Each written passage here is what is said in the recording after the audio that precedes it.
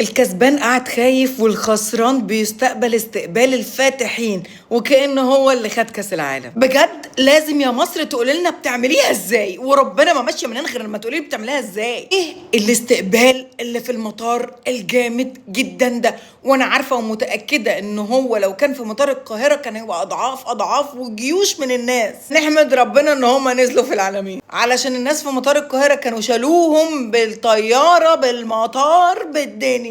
استقبال بطل كاس عالم بالمستريح، مش واحد طالع من دور ال16 واي كلام. يعني المصريين بس اللي عاملين كده، ده كان في استقبالهم صحف عالميه كتير جدا في المطار. لا الموضوع اخد شكل تاني واخد حسابات تانية واخد حاجات.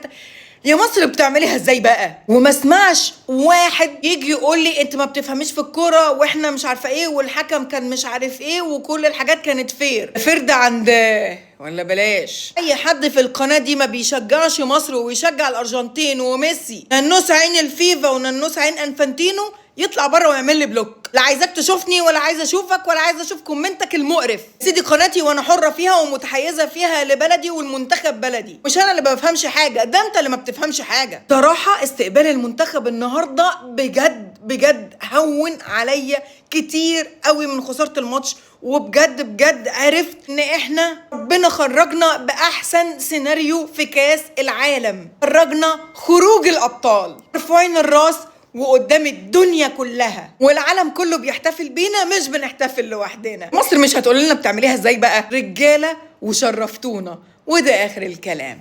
سلام.